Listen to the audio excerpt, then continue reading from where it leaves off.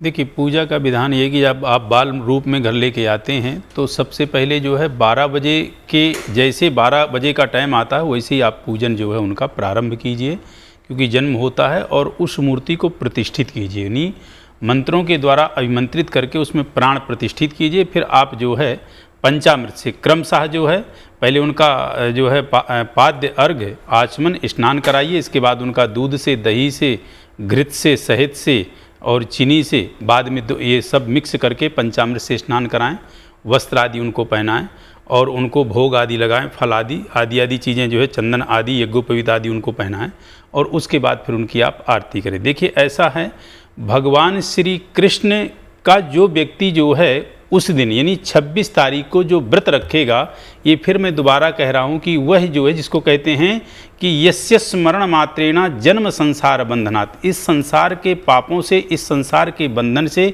वह व्यक्ति मुक्त हो जाता है यदि एक बार भी उसने जो है जन्माष्टमी का अच्छे से व्रत कर लिया। भगवान श्री कृष्ण है क्या विधान है उसका, वो भी बताते जाइए साथ साथ। विधान यही देखिए कि वैसे तो निराहार जल होना, मतलब निराहार होना चाहिए, कुछ भी बगैर खाए पिए, और उसको रात्रि के 12 बजे तक जो है इस व्रत का पालन करना है। रात्रि को 12 बजे के बाद फिर अपने जो है व्रत का पारण करना है। धनिया की पंजीरी बनती उनके प्रसाद में, उससे पारण कर लें या किसी भी चीज़ से पारण कर लें। अच्छा, इस भगवान श्री कृष्ण को क्यों विशेष कहा गया है, वो हैं क्या?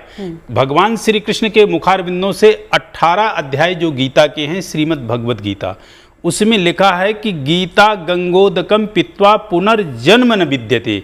जो भगवान श्री कृष्ण की गीता का ज्ञान, जो उनके मुख से निकली हुई गीता है, उसका ज्ञान जो अर्जित कर लेता है, पुनर्जन्म न विद्यते, उसका दोबारा जन्म नहीं होता है। और गीता में क्या भगवान श्री कृष्ण ने सारांश कहा है? बहुत सारे योग हैं, लेकिन कर्म योग उसमें उनने विशेष कहा है। जब अर्जुन युद्ध के लिए खड़ा हुआ था, सेनयोर भयोर मध्य, जब दोनों सेनाओं के सेनयोर भयोर मध्य रथम स्थापय में च्युतम, रथ को जब स्थापित किया भगवान श्री कृष्ण ने दोनों सेनाओं के मध्य में अर्जुन का रथ, तो उस वक्त अर्जुन के हाथ से गांडी और धनुष दोनों गिर गए और अर्जुन उस जगह जो है रुदन करने लगा, पूरी तरह से रोने की स्थिति में था।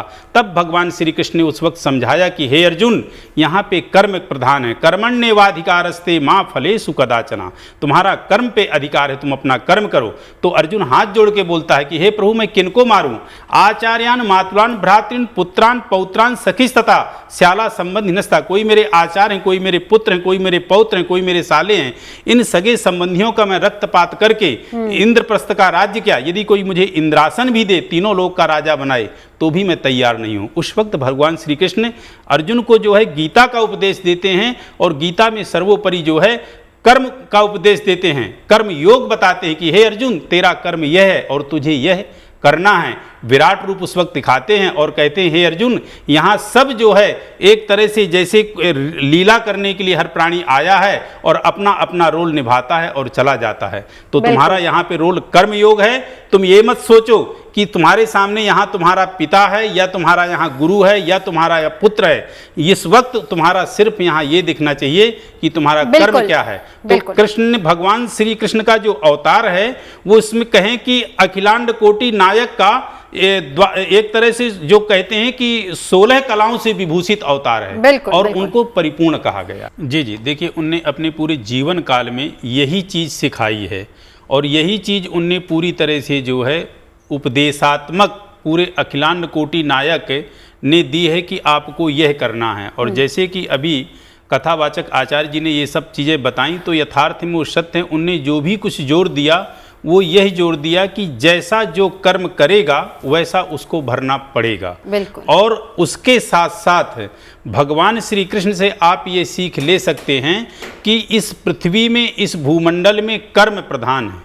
कर्म प्रधान विश्व रचि राखा, जो जस कीन सो फल तस चाखा। इस भूमंडल में जिसने जैसा कर्म किया, कहते हैं कर्म गति कांटे से नहीं कटती है, कर्म गति को भोगना पड़ता है। जो व्यक्ति कर्म करेगा उसी के अनुसार उसको फल प्राप्त होगा। तो बहुत एस्ट्रो तक ऐप पर आपको मिलेगा भविष्य से जुड़े हर सवाल का जवाब। डाउनलोड कीजिए एस्ट्रो तक ऐप और चुटकी में जुड़िए इंडिया के बेस्ट एस्ट्रोलॉजर से।